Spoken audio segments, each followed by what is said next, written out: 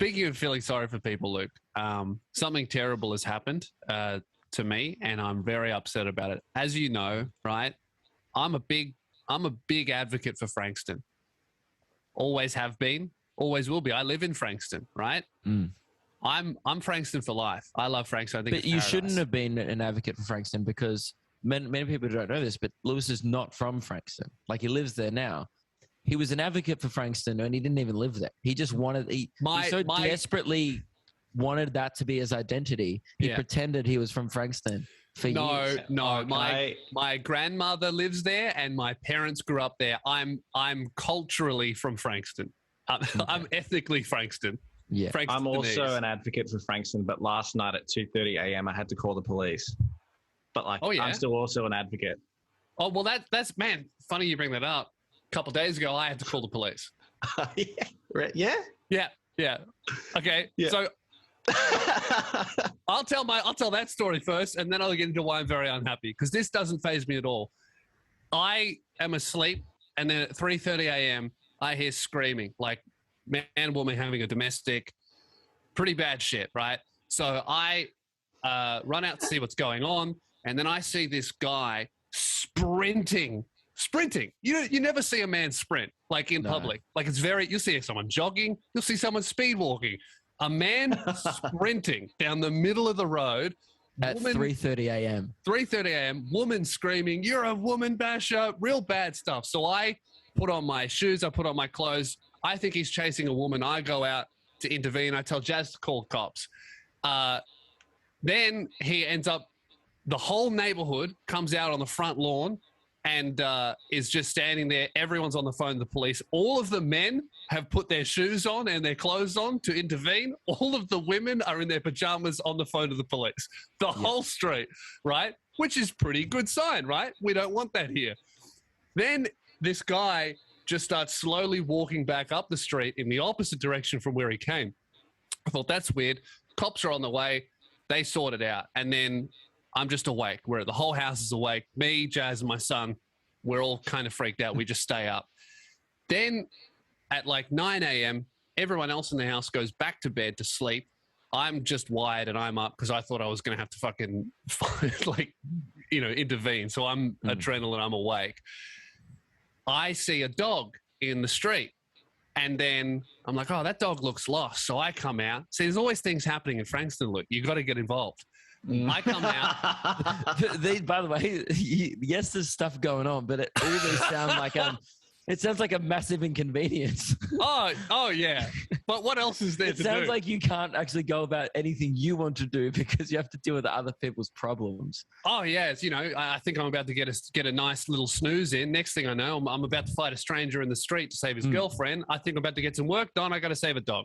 I walk out and I get this dog, and the dog's freaked out. It starts barking at me. I think it's going to maul me. So I go back in and I get some cat treats to befriend it. And I managed to get it to come into my yard. I'm trying to get it into the house. It's got no collar. It's kind of an older Labrador. And then this woman comes down the street. She goes, "Oh, did you just find this dog?" I'm like, "Yeah." She goes, "Oh, we're looking for a dog." And I was like, "Oh, okay. Is this the dog?" She goes, "I don't know." And I'm like, "What?" I'm like, "Okay, what do you mean you're looking for a dog? You don't know what it looks like?" She goes, "Yeah, we're just looking for a dog." I'm like, "Okay, I don't want to give it to this woman." Hang on, as in she's looking to acquire a dog? I don't know. I'm trying to work this out. Someone set her the task of looking for a dog. I don't know. So, and then the dog that is with me doesn't run up to her. So I'm like, well, this dog doesn't seem to know her and she doesn't know the dog. I don't know what's going on here. And then she goes, "Oh, hang on. This guy will know." And then this other guy comes up and then he comes into my front yard and just falls onto the ground. The dog runs up to him. He starts crying. I'm like, okay, great. It's definitely his dog. And then he goes, "Oh, thank you so much, man." And then I recognize the guy as the dude who was sprinting down the street, who I just called the police on. And he also that night saw me call the police on him. So me and him are now in this weird thing where I'm pretty certain that he was beating the shit out of this girl that he's with. And I've called the cops on him. I know it. He knows it. The woman is with him by her own free will. I don't know what to do. The dog is stoked. The dog loves the cat treats. I had to put them back in the house. Wouldn't leave me alone. If you ever want to treat your dog, cat treats. They love it, right? A little bit of a throwaway tip. And I'm like, at least there's something to gain out of this story. Just for absolutely. any cat owners who need to befriend a dog. So now I kind of pieced together what happened. I realized this after he left, that he was the guy. I didn't kind of clock it at the moment. I kind of recognized him, but he definitely recognized me. They leave, and then I pieced together. I'm like, oh, that's the fucking guy that I called the police on that was sprinting down the street. So I think what happened was he must have been in a giant fight with his girl, hitting her or whatever, and then the dog got out, and then he was sprinting down the road trying to chase the dog. But you didn't see the dog during the night. No. And the dog that I saw was when in the morning was coming from the direction that he was sprinting. Oh yeah, so the dog just went walkabout for like 6 hours. Yeah. And then found its way back. And they made up, I guess. I don't know. Oh, Jesus Christ. Yeah, dude. So Frankston's great. Move in. No, I was going to say, the fact that you started this story with like, I'm a huge advocate. I love Frankston. And you always get to the end of Frankston stories and it's always a little bit sad. And everyone has to be like, no, yeah, but here's the thing, Luke. The silver lining is the suburb is improving at a rapid rate, okay? When I was on the phone to the police, standing next to my neighbor who was also on the phone to the police because we heard a woman screaming about a domestic, he looked at me and said, "Don't worry, mate. Not the worst thing that's happened in this street. There was a drive-by down there." So it's improving. I mean, yeah. If that's what you need to tell yourself, because you just, because maybe you're going to live there for a bit longer, then that's... Yeah. Could be worse, mate. Could it? Well, what I'm saying is... No, literally, how could it be worse? What I'm saying is next week, what could happen, or in a few months' time, what could happen is maybe someone's car will get vandalized, and then I'll come out on the front road as a Frankston veteran, and then the new neighbor will be there on the phone to the police. I'll look over at him, and I'll go, "Could be worse, mate. Just down there was a big domestic." That's true. Yeah, and it slowly keeps improving. You know what I think they need? I've realized, like, obviously regional Queensland gets a pretty bad rap also for being a bit of a shithole, and hectic stuff happens here. Yeah. I've noticed that the pubs are trying to, I've realized they've come up with a way to diffuse a lot of violence, particularly assault in like we need that and stuff. Dude, Frankston needs to get in every single pub. I'm not joking. Every single pub here, they have, those like arcade kind of machines with the punching bag on it. And if you punch it really hard, then you get a high score. Yeah. And you have to put $2 into play. You know what that's every called? Single pub, what? The King Hit Simulator. Yeah, exactly. It is.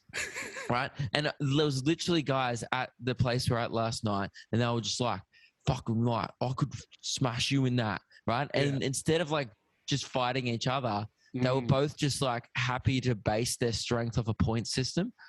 You know what I mean? Yeah, that's a good idea. Dude, the pub went off. I stayed around to watch, right? And I was going to piss, but I was like, oh, this is good. So I hung around for a bit, and the bloke hit it. He almost got 1,000, which is like the top score. He got like 970. Dude, everyone went the fuck off. Then his mate hit it, got 700. Dude, people laughed at him, and his mate backed the fuck off real quick. Now, if every suburb had that, if like, oh, I can't beat a 970, then I'm not going to beat him on the street either. I'm pulling out the 700. I got no power behind this. If you score highly, no one's going to mess with you. No fights. Exactly. If you score poorly, you shouldn't mess with anyone. No fights. Yeah, you immediately establish an alpha and a beta in the room, and it completely stopped assault. Actually, all the pubs on them have big signs up here that say, "This is an assault-free zone," kind of like how we have alcohol-free zones. Yeah. I like to imagine that one bloke was about to have a fight and was like, "Jesus, mate, look at the sign. All right, let's take this elsewhere. This is clearly an assault-free zone." I've got a pitch for you. New "You Don't Own Me" video, Luke. You don't own me, and then assault sign, and then you just start punching on with a stranger. Yeah, that's good. That'd really. I'm going to go one further. If that's going to really deter violence, I reckon instead of putting them in the pubs here, we need them in every home. Yeah, I reckon. It would have helped. I mean, that would have helped that situation. If that honestly, guy had got close to 1,000, that dog wouldn't have got lost, would have it?